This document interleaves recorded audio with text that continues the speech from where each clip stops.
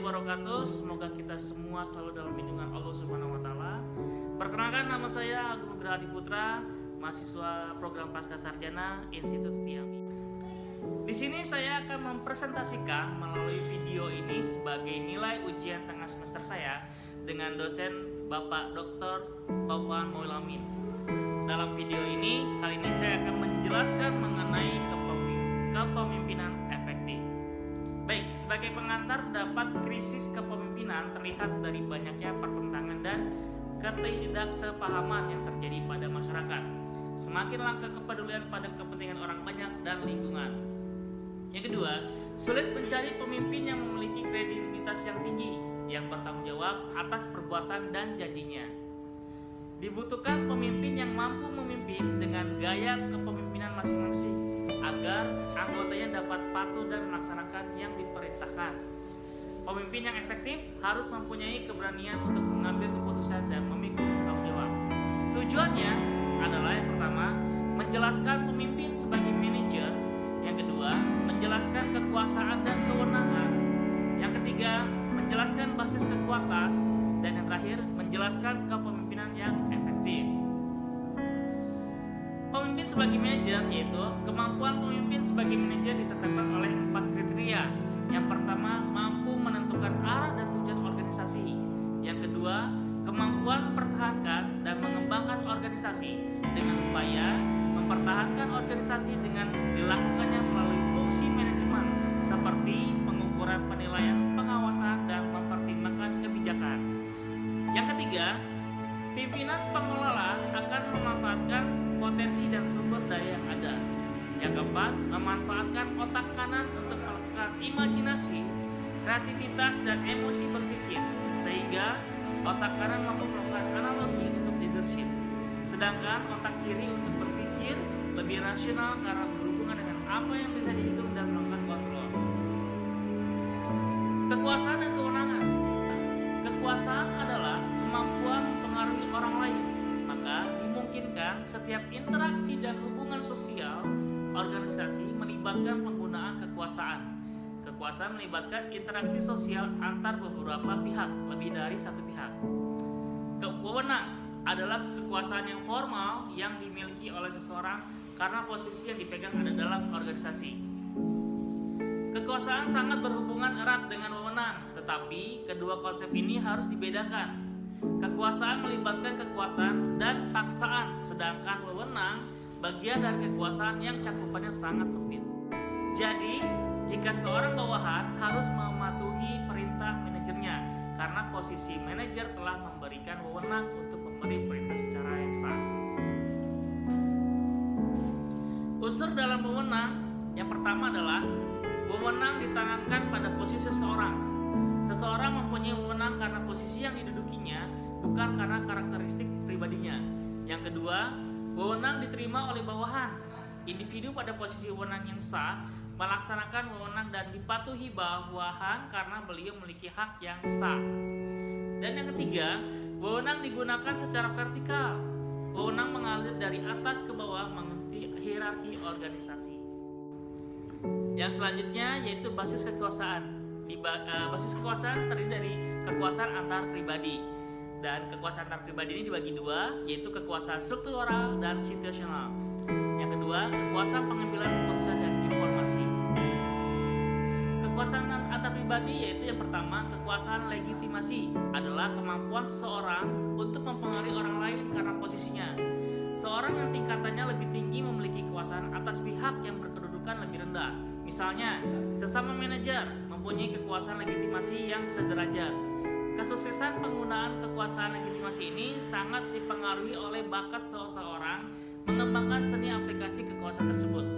Yang kedua, kekuasaan imbalan didasarkan atas kemampuan seseorang untuk memberikan imbalan kepada orang lain atau pengikutnya karena kepatuhan mereka. Kekuasaan imbalan digunakan untuk mendukung kekuasaan legitimasi. Jika seseorang memandang bahwa imbalan, baik imbalan intrinsik ataupun imbalan intrinsik yang ditawarkan seseorang atau organisasi yang mungkin sekali akan diterimanya, mereka akan tanggap terhadap pemerintah. Yang ketiga, kekuasaan paksaan, yaitu kekuasaan untuk menghukum. Hukuman adalah secara konsekuensi Pemberian hukuman kepada seseorang dimaksudkan juga untuk memodifikasi perilaku, menghukum perilaku yang tidak baik atau merugikan organisasi dengan maksud agar berubah menjadi perilaku yang bermanfaat.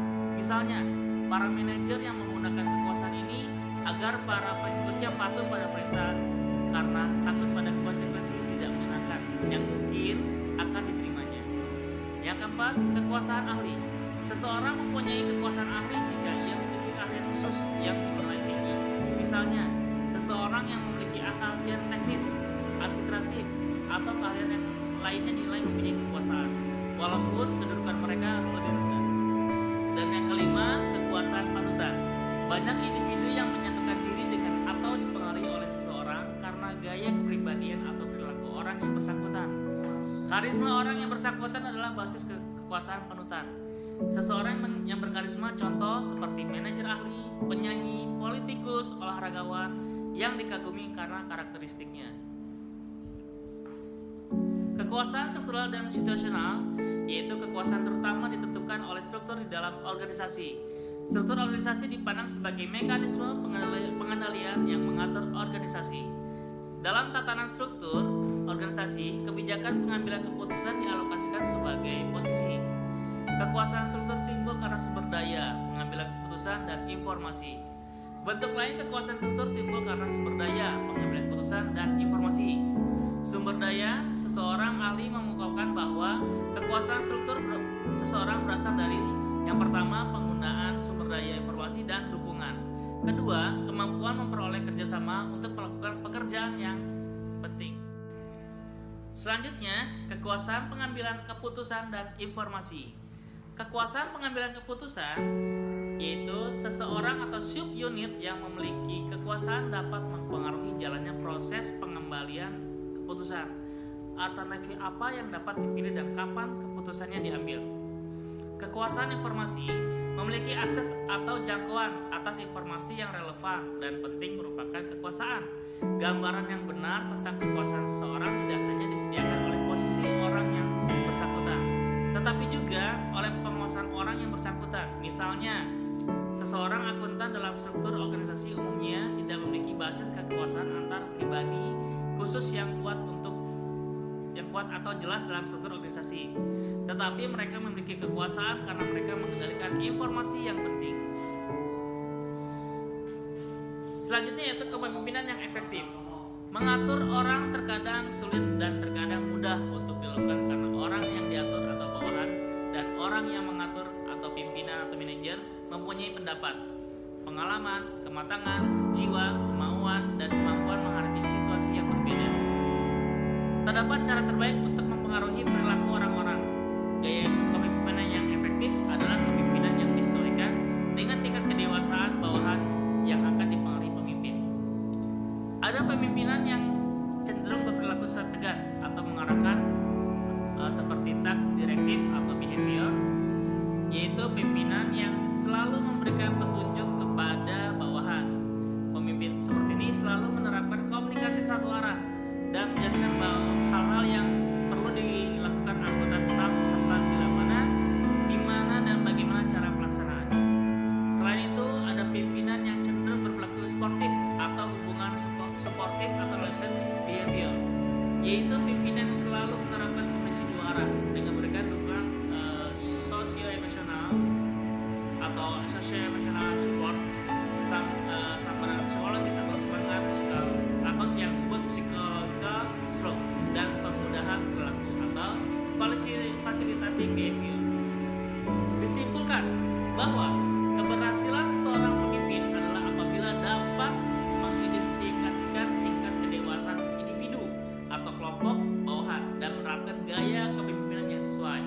Efektivitas manajer dalam memimpin bawahannya tergantung dari situasi dan kematangan bawahannya. Jika tidak ada gaya kepemimpinan yang paling baik dan tidaklah tepat menerapkan gaya kepemimpinan yang sama pada setiap saat situasi yang dihadapinya. Konsep kepemimpinan situasional dapat dibekali manajer dengan pedoman untuk menetapkan hal-hal yang perlu dilakukan terhadap bawahan dalam berbagai situasi.